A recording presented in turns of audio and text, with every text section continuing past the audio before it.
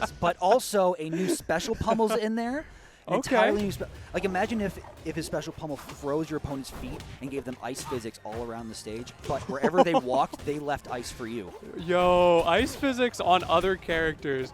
There is so much that could come out of that. But let's talk about the characters we got here as that forward air into forward air already almost connecting. Talking about patching things. That was a controversial change that they made not too long ago. Yeah, and we're seeing the Ranno versus the Zetterburn. So Cora, this is a Ranno that's been going crazy in the side room. People are like, wait, this Ranno's, huh? Everybody's saying getting Johnny as I don't know if that's Cora's real name, but like we're seeing it right here with these consistent back airs. Is now Halcyon finally getting some the Olympia killer, as I've been being told. Absolutely.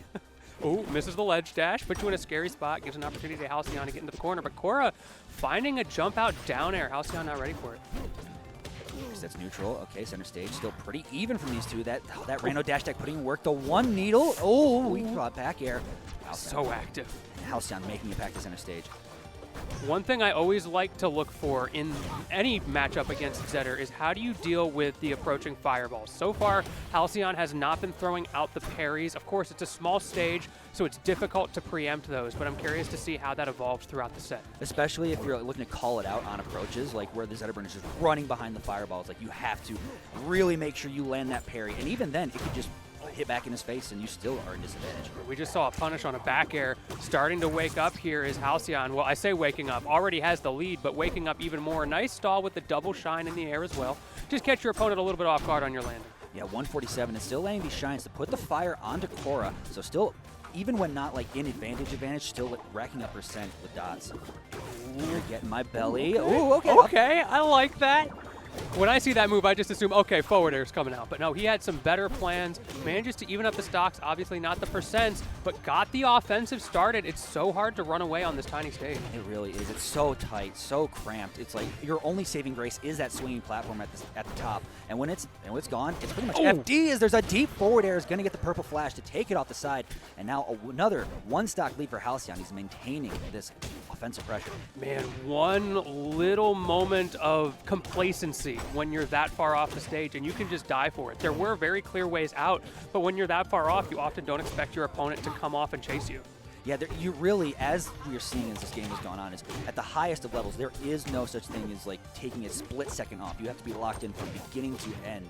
And even like finding a flow save, as we're seeing with Cora here, gets Halcyon off stage. Back air is going to be enough to do it for a last stock between these two. Okay, opportunity here for Halcyon to use that early advantage. 57%, nothing to sneeze at here, but Cora, with those down airs, once again, has been so good at finding those on the early stocks. Oh, what do you think of like minimal use of Ranno Bubble throughout this, but finally saving Cora there? What do you see Ranno Bubble fitting in with as like against this matchup? I think a key factor here is also the stage. Not only are you against a character who is super aggressive and in your face, but you don't have the space to run away. So every time you set that up, as we see the kill happening there, you are giving up most of the stage to get your bubble off, and it's too much of a risk reward in a lot of cases, I think. Well put, well put. Yeah, especially when you do a special getup and it, like sort of the bubble's there, but it really forces you into your opponent. Right. That is a good opportunity that you can use as a mix-up to get it out, but there you go again, right? It's a mix-up. So if you start getting a little bit predictable with that, since you have no invincibility on special getup, you can just die. Yeah, you can just be like, oh, you got caught throwing bubble? Well, go sit in it before I shake my hand. Yeah.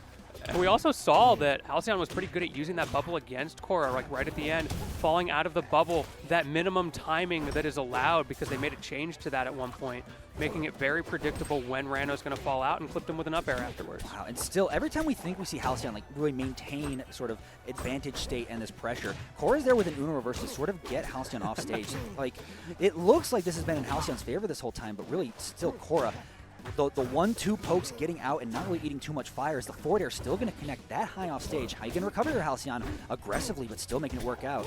Yeah, we see those up airs coming out. Cora with the plat drop. Good timing there. Goes for the reset. A little bit of doesn't matter where you go, I'm still going to find it. And the fake on the needles as well. I love that. Oh, yeah, just pushing back Halcyon back to center stage. Shield drop forward air, not going to do it, but waits for the tech. not coming, eats the down smash off the side. Yeah, give me them frog legs. Oh, yeah, they're tasty. I'm hungry.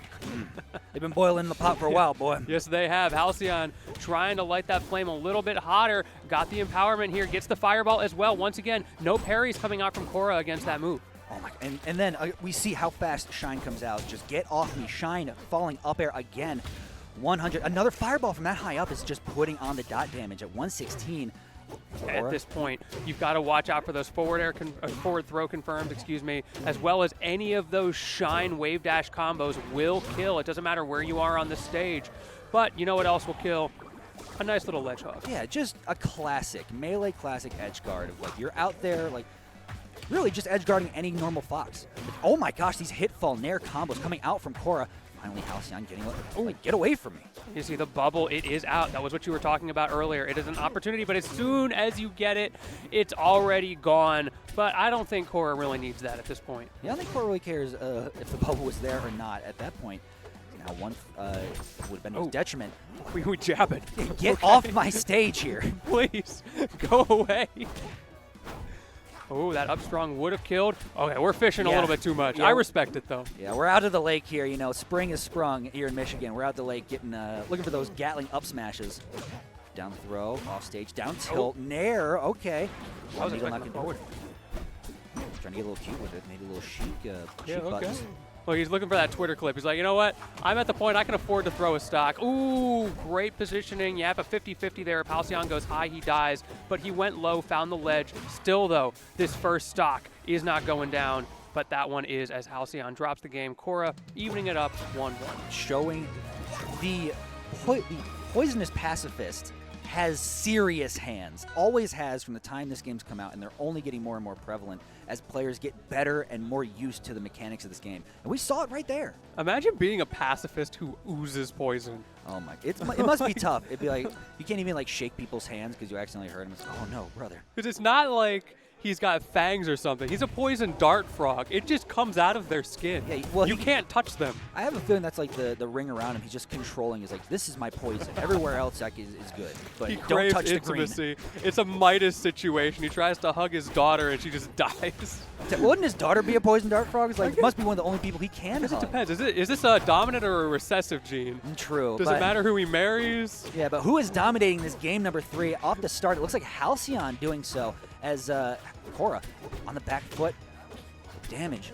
Okay, up Yeah, throw. I don't think Halcyon cares what alleles you have. He's taken full advantage of his counter pick. That is a huge boon in this game number 3, but the split kick taking that first stop. Great timing there from Cora. Caught him just by the edge of his toesies off the ledge. And what do you think of this? Toesies. What do you think of the stage pick for game number 3 for coming out for Halcyon? So one thing that you really have to worry about as Halcyon, as much as I love this stage for Zetter, is the way Sheik types, Ranno types play around platforms. You see how he's hovering in the corner. He doesn't want to play on center stage because he doesn't have the airspeed. So instead, he's going to be using a lot of plat drop aerials to cover for that lack of momentum. And we've seen just how volatile like shield drop forward air is from Ranno, especially like on an unsuspecting DI. It can just really catch you off guard. And we're starting to see, my gosh, a slobber knocker between these two, throwing hands. Finally getting that up tilt. He was fishing for that for a while. Halcyon played around it pretty well. But as soon as you get the one, you see how quickly they go into the corner. So much of this has just been fights out of the corner. Yeah, it's a battle of attrition for center stage. Who will take it? And both of them tooth and nail over each other as the Shine's going to land. Yup, shield drop back air, not going to do it. Okay, I'm seeing a lot of preemptive buffered moves from Halcyon, and that, I think, tells us a lot about his mental state. He is not taking the time, the patience to react to whether or not he got hits, and that's a scary spot to find yourself in game 3. Yeah, you really got it. Oh! Oh, okay. Catch him from ledge. Oh. Wait, a little down smash. Give him the 1-2. Yeah, however, he's in a bad spot here, closing out this stock. Cora's so good at using those needles against Zetter. That's one of the toughest parts of this matchup, but another missed ledge dash. Yeah, got to tighten those up as the set gets on. We get it coming over for, like, on a stream setup is a little bit different, but you're seeing how Halcyon's adapting to it with all his APM. You hit your opponent like 10 times with Zetter, and they take 30 damage. Oh, my God. It's crazy. And then they take, like, another 16 on top of it if they're on fire. Oh. Ooh, okay, Oh, yeah. okay, Cora. Zip All zooming right. around here. My man just realized it's last stock. Like, hang on, let me try real quick. Does not get the sweet spot. However, he's got the rinse and repeat, and that should be it. Oh, but no, cancels. Yeah, no, too deep. Doesn't have the Zetter recovery. Not enough distance on that. So Cora going up 2-1 over Halcyon. Very pivotal game 3.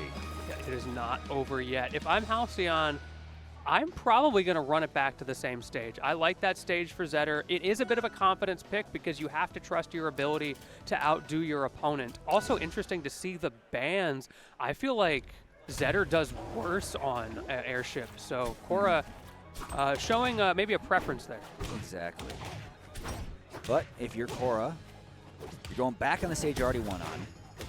You don't. Oh my God. Okay. We got ledge slips. Yeah, you don't want to take anything too loosely. You don't want to go clip farming. You don't want to put the cart before the horse. You just take the last game here and move on. As now Halcyon's like, no. I won a game 5. Okay, he managed to close that out. I thought Halcyon was going to go to the ledge there, but we're fine. Doesn't even go for the ledge dash here. Both of these players really averse to the ledge dash game. It's such a powerful option, but it can be tricky if you've got the tournament nerves. Exactly. Yeah, we've seen it as people are getting more and more used to this specific tech in this game, and while very common in melee and stuff, all the controls are a bit different. It's a different feel on these little things. So getting used to them, especially in a tournament, that's where you can. Yeah. The nerves, as you said, tournament nerves. And of course, you're going to be scared to do the buffered ledge dash because you don't get any iframes. The gallant is really what you're looking for. However, it's a lot harder to input. So you get to make that decision if you're a lower level player. Like, you know what? Maybe I'll just go for a regular ledge dash. Yeah, take the simple route until I get good enough under my fingers to really try the perfect one. Ooh, these backers are so well placed from Cora. Oh no! Really, just bro, that was never gonna hit. No, you saw that from a mile away. If you got hit by that, that's your fault. He said, hey, walk into this real quick. That's like when you're talking with your little brother, like, hey, walk into my F smash. Yeah, hey, I'm just gonna start swinging, and if you get hit, it's your fault.